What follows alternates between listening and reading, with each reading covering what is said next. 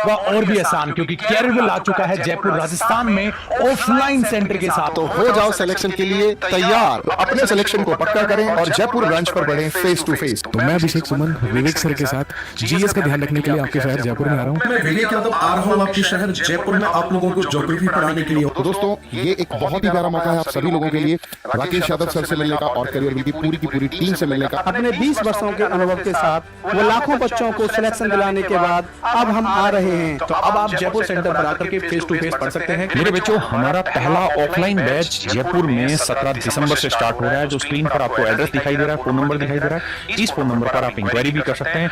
वही career teachers की पूरी टीम ऑफलाइन में पढ़ाएगी जो आपको ऑनलाइन में दिखाई देती है। मेरे नन्हे मुन्ने बच्चों, एक तारीख और अपनी कॉपी में लिख लीजिए, 14 दिसंबर को जो आपकी स्क्रीन पर एड्रेस दिखाई दे रहा है, यहाँ पर पूरी कैरियर की टीम आप लोगों से मिलने आ रही है। हम एक ग्रैंड मीटअप करने जा रहे हैं अपने बच्चों के साथ, और जहां हम सभी टीचर्स अपनी तरफ से बहुत कुछ अपने बच्चों के लिए लेकर आ रहे हैं, चाहे किताबें हों, ऑनलाइन कोर्सेज हों, और बहुत सारी गाइडेंस है। तो मेरे बच्चे, स्वागत रहेगा आपका इस सेमिनार में। तारीख याद रखिए, 14 दिसंबर जयपुर।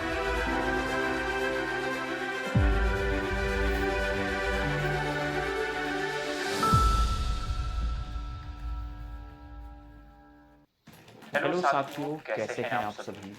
मैं पवन रानी आप सभी का स्वागत करता हूं और आशा करता हूं कि आप बहुत अच्छे होंगे, बेहतरीन होंगे, लाजवाब होंगे और बहुत अच्छे से आप अपनी स्टडी कर रहे होंगे। तो सभी साथीगण, दोस्त यार, एक बार सेशन में आ जाएं और सबको इन्फॉर्म कर दें कि सेशन शुरू हो चुका है। अभी 2 दिन से आपका जो वीडियो के लिए क्लास चलने लग रही थी, उसमें हिंदी की क्लास नहीं हो रही थी। तो उस समस्या का सामना आप लोगों ने किया कि क्लास लगी हुई है और क्लास नहीं हो रही है। उसके 2-3 पहलू थे। एक पहला पहलू ये था कि मुझे सीरियसली बताया नहीं गया कि किस दिन से आपकी क्लास शुरू होनी है। तो पहला पॉइंट तो ये है, सो मुझे मालूम ही नहीं था, सो मैं ले नहीं रहा था। अब जैसे मुझे लगा कि सर क्लास स्टार्ट हो चुकी है वगैरह वगैरह, तो मैंने कहा तुरंत लगाओ फिर आज से ही। इतना ही सी मिसअंडरस्टैंडिंग हो गई, कम्युनिकेशन गैप हो गया है और कुछ नहीं हुआ था। तो चलते हैं और सेशन को शुरू करते हैं। तो सभी को प्रणाम, नमस्कार, वंदे मातरम, जय हिंद, राधे राधे। चलो जी। हाँ, हिंदी का क्लास अभी तक नहीं हुआ। मैं समझ पा रहा हूँ आपकी सभी समस्याओं को, आपकी सभी दिक्कतों को। सबसे पहले तो आज हम वर्णमाला करेंगे। हम रोज एक टॉपिक को फिनिश करेंगे और कल से हो सकता है हम 2 टॉपिक को फिनिश करें। तो आज हमें जो रिवीजन करना है, आज हमें हमारी वर्णमाला का रिवीजन करना है। वर्णमाला का हम कंप्लीट रिवीजन कर लेंगे। वर्णमाला का हम क्या कर लेंगे, कंप्लीट रिवीजन कर लेंगे आज की क्लास से।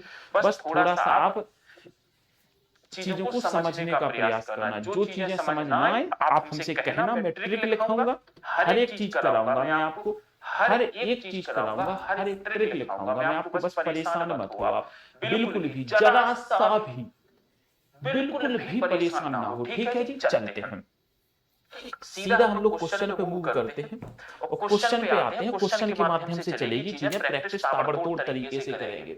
क्वेश्चन लिखा था हिंदी वर्णमाला में वर्णों की कुल संख्या।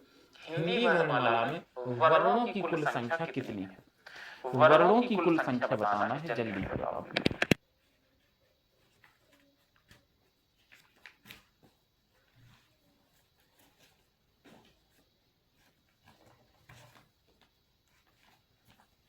मैं कैसा हूं? मैं ठीक हूं। नमस्ते जी, नमस्ते मेरे भाई, सभी को नमस्कार। अच्छा, आप लोग कितने लोग हैं जो हमसे परिचित हैं? नहीं परिचित हैं तो मैं दे रहा हूं। बोले सर नाम क्या है? तो मेरे भाई मेरा नाम पवन दांगी है। और बहुत सारे बच्चे जानते भी होंगे, हो सकता है नहीं जानते। ऐसा जरूरी थोड़ी है कि सब कोई को जानता है।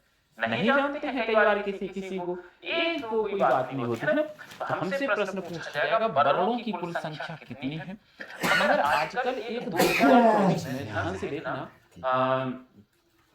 से देखना कि जब मैं कहूं कि जब हमारा एक 53वां वर्ण जुड़ा गया 2024 में, हमारा 2024 में एक 53वां वर्ण जुड़ा गया, इसका नाम है ल्या और हा के संयोग से बनता है।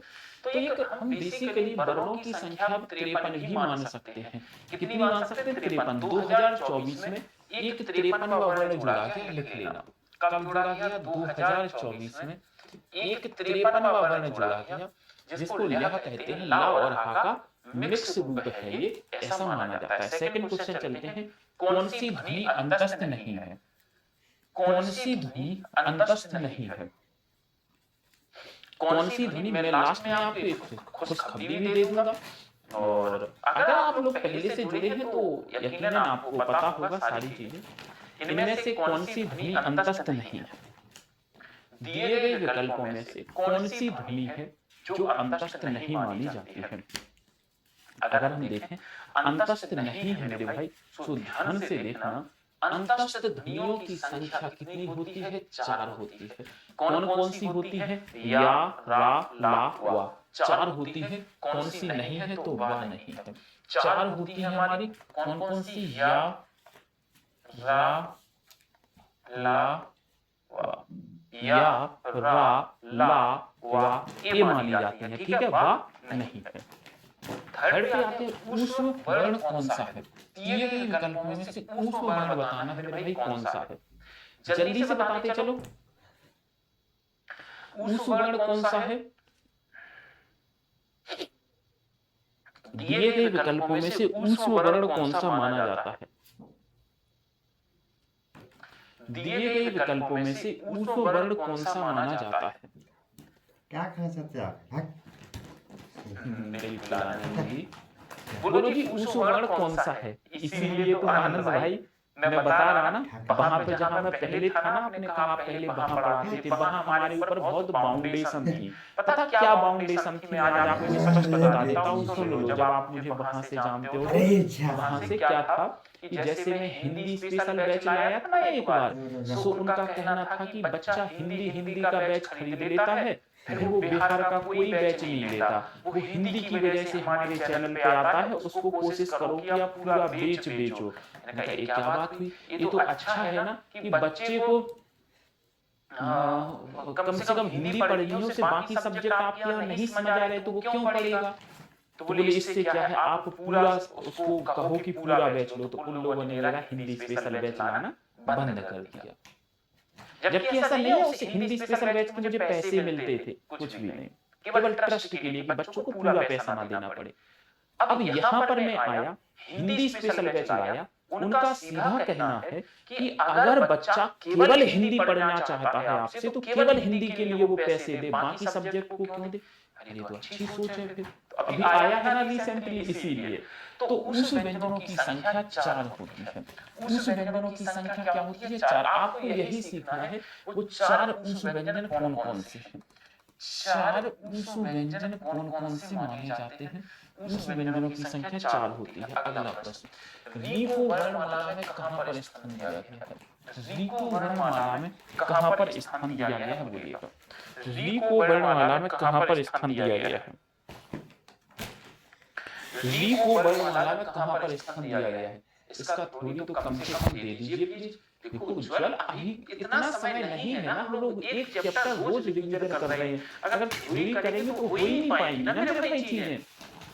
आप खुद सोचो ये पॉसिबल है मेरे दोस्त। चलो अब री को वर्णमाला में कहां स्थान दिया गया है? स्वरों में। स्वरों की संख्या कितनी होती है? स्वरों की संख्या कितनी होती है? तो स्वरों की संख्या 11 होती है। कौन कौन सी होती है? तो सबको पता होगा, छोटा आ, बड़ा आ, छोटी ई, बड़ी ई, छोटी ऊ, बड़ी ऊ, री, ऋषि, ए, ऐ, ओ और औ। ये स्वरों की संख्या मानी जाती है। स्वरों की संख्या कितनी मानी जाती है? 11 मानी जाती है। अगला प्रश्न चलते हैं, मूर्धन्य ध्वनि नहीं है। कौन सी मूर्धन्य ध्वनि नहीं है? मूर्धन्य ध्वनि नहीं मानी जाती है। इस प्रश्न का उत्तर कीजिएगा, कौन सी मूर्धन्य ध्वनि नहीं मानी जाती है? बोलो जी। 10 नहीं लगाना है ताली मेरे भाई, आपको 11 लगाना है। स्वरों की संख्या कितनी लगाना है? 11। 10 नहीं लगाना है। मूर्धन्य ध्वनि नहीं है। कौन सी मूर्धन्य ध्वनि नहीं मानी जाती है? चलिए कोई बात नहीं। अगर हम यहाँ देखें के टी एम 2, KTM 2, ये क्या हो जाएगा कालायन, ये हो जाएगी चालायन, ये हो जाएगी टालायन, ये तालायन और ये पा। तो M का मतलब क्या होता है मूर्धा, तो मूर्धन्य ध्वनि नहीं है। टा ठा डा टा ठा डा ढा ए है, तो ए वाले मूर्धन्य ध्वनि है। क्या है ए वाली मूर्धन्य ध्वनि है? D option. फिलहाल डी ही होता है, बट हम लगाएंगे इसी को। व्याकरण में कौन सी धातु पाई जाती है? व्याकरण में कौन सी धातु पाई जाती है?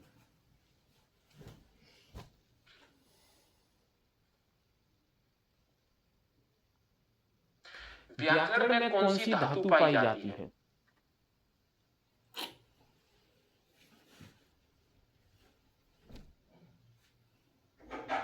बोलो जी। कन्या ध्वनि, मैं समझा नहीं आपकी बात को मौनी जी। कन्या ध्वनि किसे कहते हैं? मैं आपकी बात को नहीं समझा सच में मौनी जी, आप मुझे थोड़ा सा स्पष्ट करेंगी? मूर्धन्य ध्वनि जो भरते हो, बोलो टा, जीभ के ऊपर वाला जो हिस्सा है, जब आप बोल के देखो टा ठा डा, तो जीभ के जो ऊपर वाला हिस्सा है उस पे बल पड़ता है, उस पे जोर पड़ता है।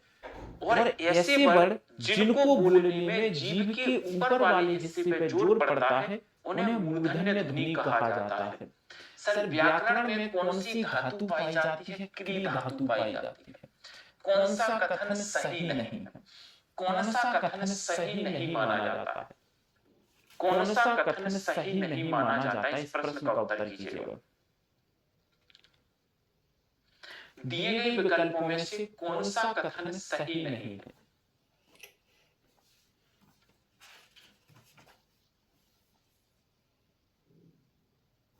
बोलिए कौन सा कथन सही नहीं है? तो अगर हम देखें कौन सा कथन सही नहीं है, तो अभी तो हमने क्या कहा, जब उच्चारण स्थान की बात आए तो आप ऐसे कर लो का चा टा ता पा, मतलब के टी एम 2। तो ता था दंत है, बिल्कुल सही है। व्यंजनों का उच्चारण बिना स्वर के हो सकता है? नहीं हो सकता है, बी ऑप्शन। व्यंजनों का उच्चारण बिना स्वरों के नहीं हो सकता है। ध्यान से देखना, व्यंजनों का, इससे ज्यादा रिलेटेड विशाल मेरे भाई, ये प्रैक्टिस बैच है। चलो भैया थ्योरी पढ़ लो इसकी, 3 दिन में इसकी थ्योरी निपटेगी। आप समझने का प्रयास नहीं कर रहे, आप बैच क्या सोच के लेते हैं? आप मुझे केवल इतना सा बता दो, उस बैच का सीधा नाम है injection batch, crash course, revision batch. आप खुद सोचो, क्या थ्योरी करके पॉसिबल है? उस बैच में किसी टीचर ने ये कहा मैं थ्योरी पढ़ाऊंगा? मेरे दोस्त, इन चीजों को आप समझते ही नहीं हो।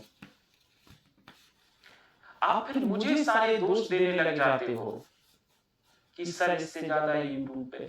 अब आप मेरे भाई विशाल हिंदी स्पेशल बैच से जुड़ के देख लो जो आ गया है, फिर देखो मैं कुछ नहीं कराने वाला उसमें। उसमें डेमो भी डली है, उसमें डेमो भी डली है, मैं कैसे कराऊंगा आप देखो एक बार सही। हिंदी स्पेशल बैच से 200-250-300 रुपए फीस होगी, तो देखना फिर आप किसी भी एग्जाम में बैठ जाओ आप। वही मैं 16 में लोगों को समझाना चाह रहा, ये समझ नहीं रहे हैं ये लोग। थ्योरी से पॉसिबल नहीं है मेरे दोस्त चीजें।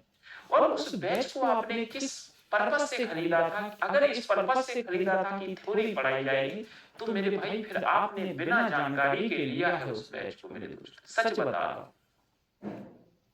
रिवीजन पूरा प्रैक्टिस बैच है। व्यंजनों का उच्चारण स्वर के साथ स्वर के बिना हो सकता है? नहीं। व्यंजनों का अन्य नाम क्या है? व्यंजनों को एक अन्य नाम से भी जाना जाता है, और इनका अन्य नाम हल है। इनका अन्य नाम क्या है? हल माना जाता है। व्यंजनों का अन्य नाम क्या माना जाता है? हल माना जाता है। ठीक है, चलो जी। हम ये बोल रहे हैं कि इससे ज्यादा देखो मैं डिटेल दे तो रहा हूँ, देखो कौन नहीं दे रहा। व्यंजन का दूसरा नाम हल है।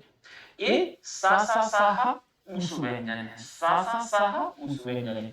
या वाला अर्धस्वर है, इनको तो हम देख ही चुके हैं। अगला निम्न में से प्रकंपित व्यंजन है। प्रकंपित व्यंजन क्या माना जाता है? बोलो जी। नहीं, फाउंडेशन वालों को तो ये बैच मिला ही नहीं ना। केटीएम एक ट्रिक है उसको सीखने की, कौन सा वर्ड कहां से बोला जाता है। अरे हिंदी फाउंडेशन बैच ऐसा थोड़ी है कि हिंदी फाउंडेशन बैच वालों को ये बैच मिल गया, ऐसा नहीं है। हिंदी फाउंडेशन उन्हीं को मिलेगा जो लेगा। प्रकंपित ध्वनि क्या कहा जाता है? प्रकंपित को हम क्या कहते हैं? रा कहते हैं। अच्छा मुझे बताओ, लुंठित ध्वनि क्या कहते हैं? लुंठित ध्वनि क्या होती है? लुंठित ध्वनि किसे कहा जाता है? जल्दी बोलो, लुंठित ध्वनि किसे कहा जाता है? फटाफट बोलो मेरे। लुंठित ध्वनि किसे कहते हैं? टा नहीं कहा जाता। प्रकंपित और लुंठित रा को माना जाता है। अगर पार्श्विक वर्ण पूछा जाए कि पार्श्विक वर्ण क्या होता है, तो पार्श्विक वर्ण अगर पूछा जाए तो ये ला होता है। पार्श्विक वर्ण क्या माना जाता है? ला माना जाता है। प्रकंपित और लुंठित को रा माना जाता है।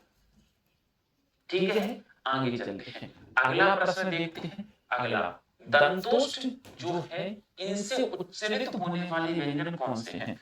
दंतोष्ठ से उच्चारित होने वाले व्यंजन कौन से माने जाते हैं? अभी मैं बता दूंगा हिंदी स्पेशल, उससे जुड़ जाना फिर डेप्थ के लिए। फिर तो तुम किसी भी एग्जाम की प्रिपरेशन कर रहे हो इस दुनिया में, हिंदी जिसमें आती है सब में खाल उधेड़ के रख देंगे यार। मतलब चलो मैं बात में बात करूंगा, अभी नहीं। दंतोष्ठ से उच्चारित ध्वनियां कौन सी है? वा और फा को दंतोष्ठ माना जाता है। वा और फा को दंतोष्ठ माना जाता है। किस वर्ण का उच्चारण स्थान कंठ नहीं है? किस वर्ण का उच्चारण स्थान कंठ से नहीं माना जाता है? किस वर्ण का उच्चारण स्थान कंठ नहीं है? अब देखो ये उच्चारण स्थान है। अब ध्यान से देखना, ये हिंदी का फर्स्ट लेक्चर है। केटीएम तो एक ट्रिक है सीखने की। केटीएम तो एक ट्रिक है। केटीएम तो लिख लिया हमने, लिख लिया यहाँ कालायन। ये पूरी जो कालायन है वो के से बोली जाती है। के का मतलब क्या होता है मेरे भाई? कंठ से। तो ये पूरी लाइन कंठ से बोली जाती है। तो ढाढकन यहाँ नहीं है, तो हम कह सकते हैं कंठ नहीं, ये हमारा कंठ नहीं है। यहाँ से पूरी चालायन बोली जाती है, यहाँ से टालायन बोली जाती है, यहाँ से तालायन बोली जाती है और यहाँ से पालायन बोली जाती है। सो आप ये कह सकते हैं कि अगर हम देखें तो यहाँ पर हमारा एक डी ऑप्शन ऐसा है जो यहाँ पर कंठ से नहीं बोला जा रहा है, बाकी सारे बोले जा रहे हैं। ये सारे बोले। अच्छा, ठा टा ठा ढा, ये एम से बोला जा रहा है और एम का मतलब क्या होता है मेरे भाई? मूर्धन्य माना जाता है। क्या होता है? मूर्धन्य माना जाता है। अगला प्रश्न आते हैं, संयुक्त वर्ण नहीं है, संयुक्त व्यंजन। संयुक्त व्यंजन लिख लेना बेसिकली, संयुक्त वर्ण क्यों लिखा है? तो इस प्रश्न के अकॉर्डिंग तो यही हो जाएगा, संयुक्त वर्ण नहीं है। दिए गए विकल्पों में से संयुक्त वर्ण नहीं माना जाता है।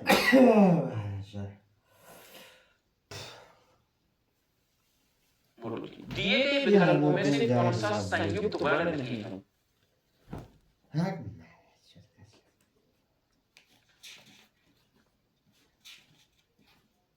बोलो, दिए गए विकल्पों में से कौन सा संयुक्त वर्ण नहीं है? सो संयुक्त वर्ण नहीं है। सो संयुक्त वर्ण अगर देखें तो छात्रा ज्ञान होता है, री नहीं है। री हमारा संयुक्त वर्ण नहीं माना जाता है मेरे भाई, संयुक्त वर्ण नहीं है। 11th की बात 12th पे आते हैं। आगत स्वर कौन सा होता है? आगत स्वर वो स्वर होते हैं जो विदेशों से हमारे हिंदी में आ गए हैं, उन्हें हम आगत स्वरों के नाम से जानते हैं। कौन सा? आगत स्वर। यार खाता है वो सब। चलो जी, आगत स्वर कौन सा है? ओ। ओ माना जाता है चांद हो केवल। क्या हो? चांद हो। आगे बढ़ते हैं। नुक्ता वाले भी माने जाते हैं। व्याकरण के कितने अंग होते हैं? व्याकरण के कितने अंग होते हैं? इस प्रश्न का उत्तर कीजिएगा। व्याकरण के कितने अंग माने जाते हैं? व्याकरण के कितने अंग हैं? इस प्रश्न का आंसर करो जल्दी से। व्याकरण के कितने अंग माने जाते हैं?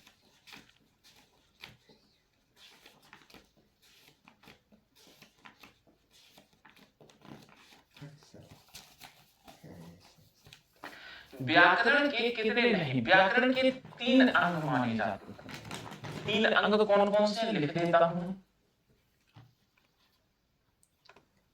वर्ण विचार,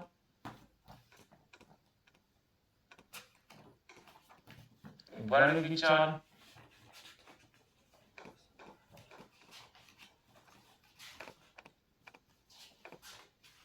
शब्द विचार, वर्ण विचार, शब्द विचार, वाक्य विचार। वर्ण विचार, शब्द विचार, वाक्य विचार, ये होते हैं 3 अंग। वर्ण विचार, शब्द विचार और वाक्य विचार 4 नहीं होते हैं, 3 अंग माने जाते हैं। अगला 14 क्वेश्चन। अंग और आहा को अयोगवाह कहा जाता है, किसने कहा था? अंग और आहा को अयोगवाह कहा जाता है, किसने कहा था? बोलो जी।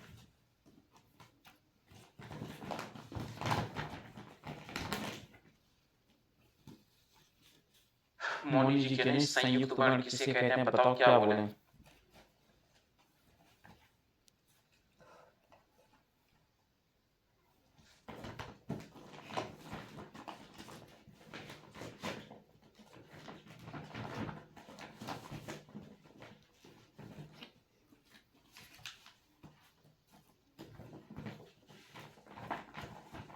बोलो जी। अंग और आहा को अयोगवाह कहा जाता है, किसने कहा था? पंडित किशोरीदास वाजपेयी जी ने। जो अंग और आहा है इसे और क्या कहा जाता है? इसे स्वर और व्यंजन के बीच की कड़ी कहा जाता है। स्वर और व्यंजन के बीच की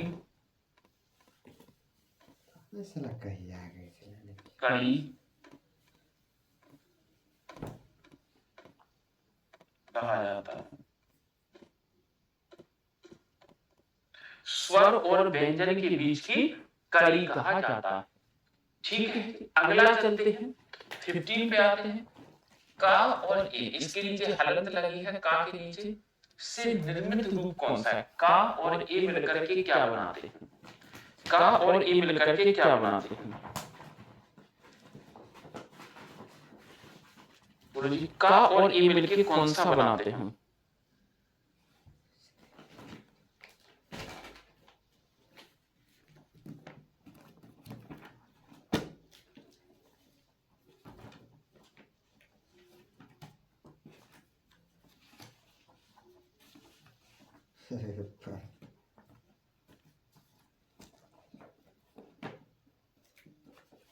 बोलो फटाफट से।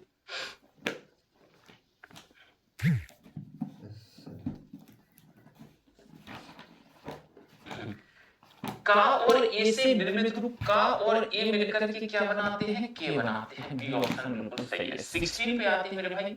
संस्कृत में स्वर का नाम क्या है? संस्कृत में स्वर को क्या कहा जाता है? संस्कृत में स्वर को किस नाम से जाना जाता है?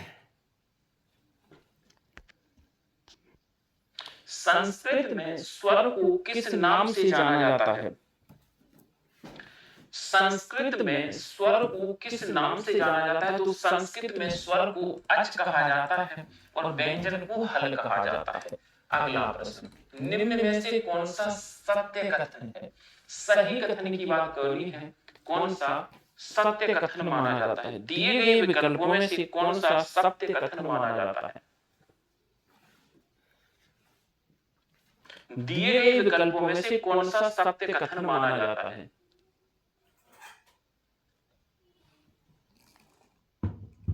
सही। स्वर का उच्चारण स्वतंत्र रूप में होता है।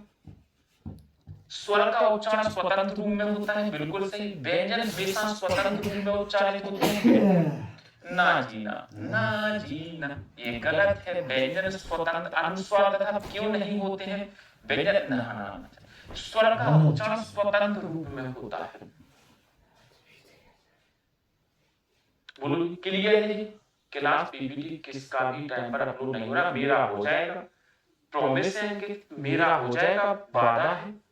निम्नलिखित में से कौन सा शब्द अमात्रिक है? निम्नलिखित में से कौन सा शब्द अमात्रिक है? अमात्रिक शब्द पूछा जा रहा है।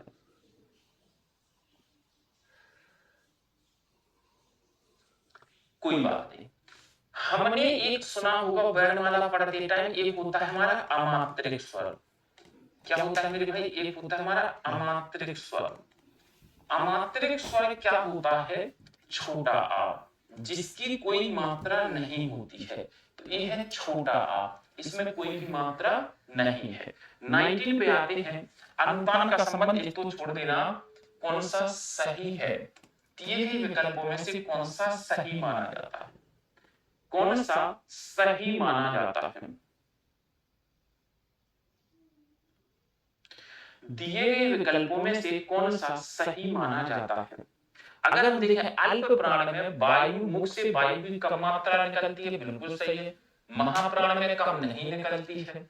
अल्प प्राण में नहीं सर, महा ना जीता, एक ऑप्शन सही है। अगला प्रश्न, निम्नलिखित में से महाप्राण नहीं है, कौन सा महाप्राण नहीं माना जाता? दिए गए विकल्पों में से महाप्राण नहीं माना जाता है। दिए गए विकल्पों में से कौन सा महाप्राण नहीं माना जाता?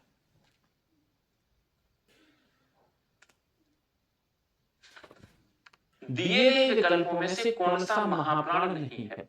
अगर हम देखेंगे महाप्राण नहीं है, महाप्राण की ट्रिक कहती है क्या? 2 और 4। महाप्राण की ट्रिक क्या कहती है? 2 और 4। और क्या कहती है? ऊष्म, ऊष्म कहती है। क्या कहती है? ऊष्म कहती है। सा सा का खा पा 1 नंबर पे आता है। 1 3 5 अल्प प्राण होते हैं। 1 नंबर, 3 नंबर और 5 नंबर अल्प प्राण होते हैं। 1 नंबर, 3 नंबर, 5 नंबर क्या होते हैं? अल्प प्राण माने जाते हैं। क्या माने जाते हैं? अल्प प्राण माने जाते हैं। 22 पे आते हैं। एक अल्प प्राण ध्वनि है, कौन सी एक अल्प प्राण ध्वनि है? कौन सी एक अल्प प्राण ध्वनि है?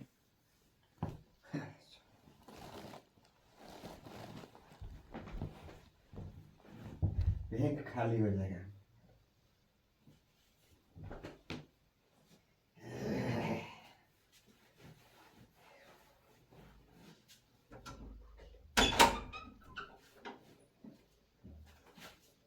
बोलो जी,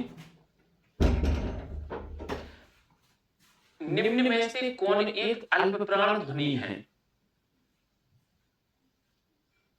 कौन एक अल्प प्राण ध्वनि है? अगर अल्प प्राण की बात करते हैं तो हमें कह सकते हैं 1 3 5 होती है, 1 3 5 होती है अल्प प्राण ध्वनि। 1 3 5 का बिल्कुल है, ये 2 नंबर पे आता है। का खा गा खा 4 पे आता है। ता था दा धा 4 पे आता है। और 2 और 4 क्या होते हैं? महाप्राण। 2 और 4 क्या होते हैं मेरे भाई? महाप्राण। 2 और 4 क्या होते हैं मेरे भाई? महाप्राण। बोलो क्लियर है? 20 हिंदी वर्णमाला का अंतिम वर्ण कौन सा है? हिंदी वर्णमाला का अंतिम वर्ण कौन सा है? हिंदी वर्णमाला का अंतिम वर्ण कौन सा है? बोलो जी। हिंदी वर्णमाला का अंतिम वर्ण कौन सा है? हिंदी वर्णमाला का अंतिम वर्ण,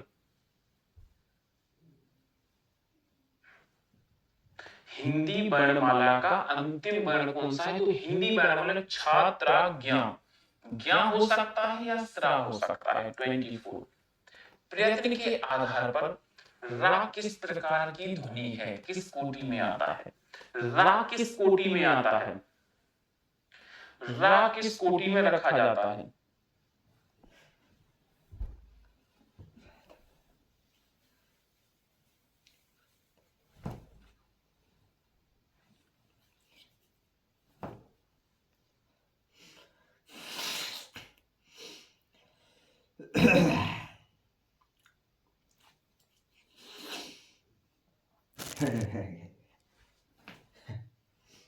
बोलो जल्दी से। रा व्यंजन की किस रा प्रकंपित, अभी तो बताया प्रकंपित और लुंठित, किस युग्म को अर्धस्वर कहा जाता है? अर्धस्वर किसे कहा जाता है? सीधा प्रश्न है, किस युग्म को अर्धस्वर कहा जाता है?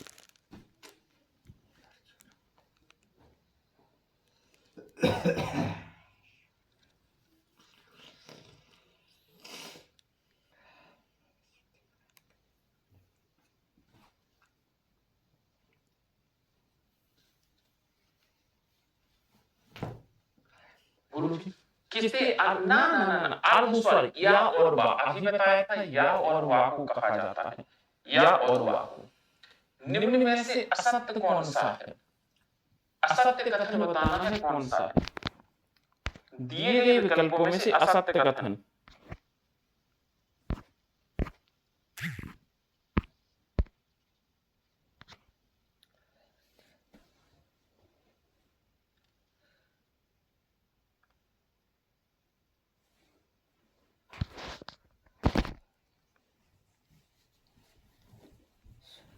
बोलो फटाफट से असत्य कथन।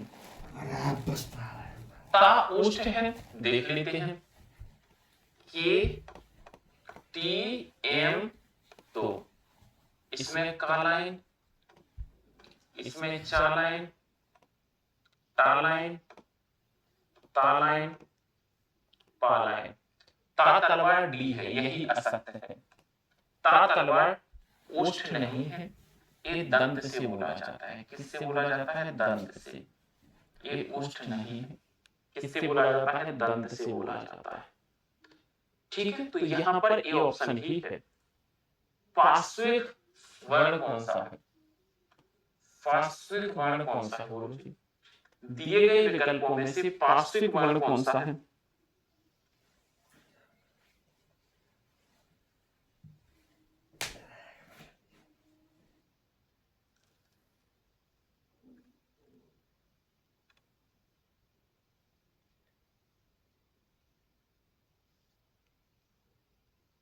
बोलो जी।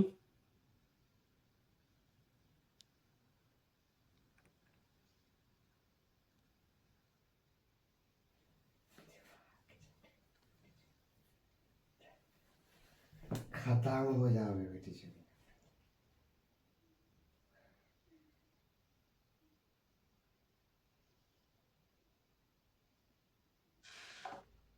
चलो ध्यान से देखो यार, बेस्ट इनफ है क्या? यार ये बताओ, आप लोग हिंदी पढ़े नहीं हो, थ्योरी बैच मतलब ये पहला बैच है, तो फिर उस हिसाब से लेकर के चलो यार। मगर थ्योरी आप खुद देखो कि नहीं हो सकती मेरे भाई। अगर ऐसी ही बात है कि थ्योरी समझाना है तो कल से मैं कर दूंगा मेरे भाई। अब ये नहीं कहना कि सर एग्जाम तक इतनी थ्योरी हो नहीं पाई, मैं कल से थ्योरी कर दूंगा मेरे दोस्त, कोई दिक्कत नहीं है मुझे। मैं समझ रहा हूँ आपकी बातों को, क्योंकि इतने जल्दी जितनी हो पाएगी उतनी थ्योरी कर लेंगे फिर, ठीक है? या तो इस बात पे आप डन कर लो, मुझे कोई दिक्कत नहीं मेरे दोस्त। पार्श्विक में अभी बताया था ला आता है, पार्श्विक में क्या आता है? ला आता है। 28 उच्चारण स्थान के आधार पर इन्हें सही सीक्वेंस में जमाना है, एक सही सीक्वेंस में जमाना है। मुझे बता देना, लास्ट में बात करते हैं। सही क्रम क्या है? सही क्रम क्या है? हमें कंठ से शुरू करना है, कंठ से लेकर, कंठ से लेकर यानी गले से शुरू करना है, कंठ से लेकर। अगर मैं कहूं कंठ तालब, ध्यान से देखो, कंठ तालब, तो कंठ से शुरू करना है। एक भी ऑप्शन में कंठ नहीं है, एक भी ऑप्शन में कंठ नहीं है। ज्ञा को वर्णमाला में क्या माना जाता है? ज्ञा को वर्णमाला में क्या माना जाता है?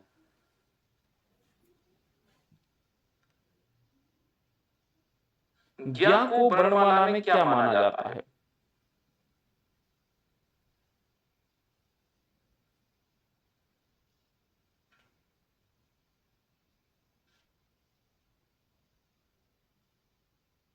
ज्ञा को वर्णमाला में क्या माना जाता है? तो ज्ञा को वर्णमाला में स्वर संयुक्त व्यंजन माना जाता है।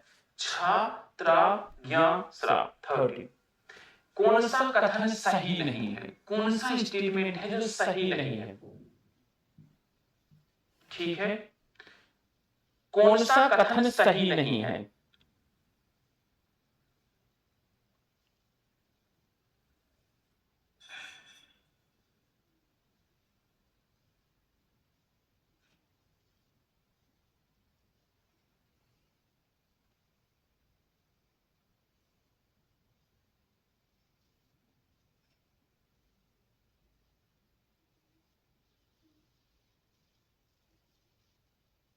बोलो, पास हो जाओगे अगर इन्हीं क्वेश्चन को कर लिया तब भी हो जाओगे। इसलिए आप लोग हिंदी को हल्के में लेते हो ना, शुरू से नहीं पढ़े। मैं इसलिए कहता हूं, आ कंठ ध्वनि है, बिल्कुल है।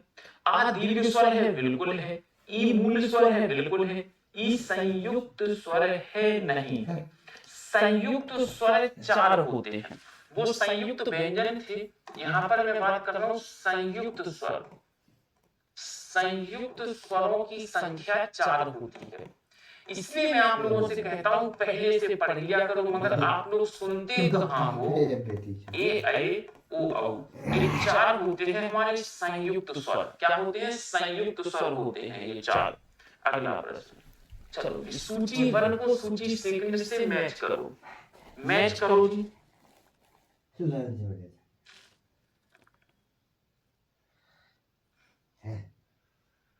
हमार बनना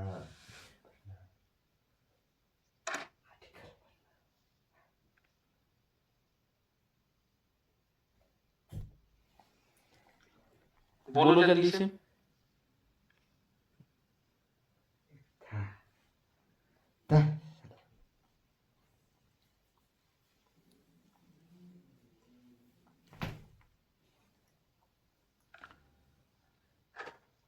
हो जाओगे, इसलिए मैं कहता हूं रोज पढ़ लिया करो हिंदी। आप देखो भाई, केटीएम के कंठ से, ये वाली कंठ से, यानी हमें क्या चाहिए? घा पे 1 नंबर चाहिए। घा पे 1 नंबर नहीं है, नहीं है। ठीक है, 2 ऑप्शन गए। दंत केटीएम 2, का चाटा ता वाली लाइन, ता ये है। का पे 4 नंबर चाहिए। का पे 4 नंबर चाहिए, दोनों में है।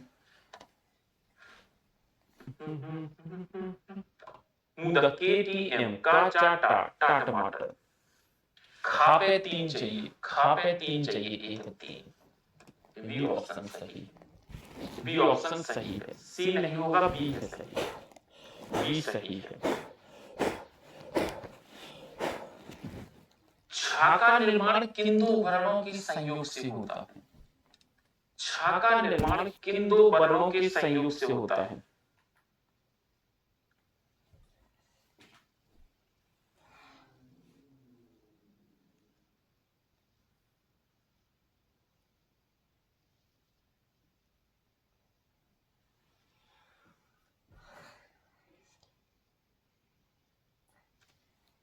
बोलो जी। छा का निर्माण किन 2 वर्णों के मेल से होता है? आधा का प्लस सा, आधा का प्लस सा। आगे चलते, अंतस्थ व्यंजन नहीं है। अंतस्थ व्यंजन अभी बताए हैं, इनकी संख्या कितनी होती है? हाँ, ये मेरी फर्स्ट क्लास है। इनकी संख्या कितनी होती है? 4 होती है। हम लोग अभी रिवीजन कर रहे हैं, प्रैक्टिस। थ्योरी पढ़ाएंगे तो देखना तो मजा ना आ जाए तो कहना अंतस्थ व्यंजन नहीं है। ला, यारा, लावा। आगे चलते हैं, अगला प्रश्न। वर्णमाला में किसे स्पर्श संघर्षी भी कहा जाता है? स्पर्श संघर्षी, स्पर्श संघर्षी। अब यही है कि अगर आप होते, हिंदी स्पेशल बैच में डेमो डाली है अभी, उसको देखो एक बार, तुम्हारी आत्मा कांप जाएगी। हिंदी ऐसे भी होती है, आत्मा कांप जाएगी मेरे भाई। स्पर्श संघर्षी 4 वर्गों को कहा जाता है। 4 वर्गों को, 4 छाएगा। संयुक्त स्वर का उदाहरण नहीं है। कौन सा संयुक्त स्वर नहीं है? अभी बताए थे मैंने कि 4 हमारे संयुक्त स्वर होते हैं। कितने होते हैं मेरे भाई? 4 होते हैं हमारे संयुक्त स्वर। ए ऐ ओ औ। हमारा संयुक्त स्वर नहीं होता है। अगला प्रश्न, किस स्वर का कोई मात्रा चिन्ह नहीं है? किस स्वर का कोई मात्रा चिन्ह नहीं है? बोलो, किस स्वर का कोई मात्रा चिन्ह नहीं है? किस स्वर का कोई मात्रा चिन्ह नहीं है? अभी भी समय है, अगर बीपीएससी, टीआरई वगैरह, एस्टेट किसी भी एग्जाम की प्रिपरेशन कर रहे हो तो एक बार हिंदी शुरू से पढ़ लो। मेरे से नहीं पढ़ना है हिंदी स्पेशल, वैसे मत पढ़ो, कहीं और से पढ़ लो समय रहते। किस स्वर का कोई मात्रा चिन्ह नहीं है? आ को हम लोगों ने अभी देखा था, अमात्रिक स्वर कहा था हम लोगों ने। क्या कहा था? अमात्रिक स्वर कहा था।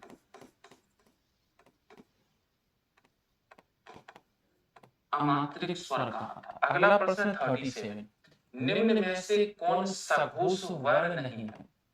सघोष वर्ण नहीं है। ये आप होमवर्क में लेना, मैं कल पूछूंगा इसका आंसर, ठीक है? अगला प्रश्न लगाते हैं, युग्म कंठ तालव्य है। कौन सा युग्म कंठ तालव्य है? कौन सा युग्म है जो कंठ तालव्य है?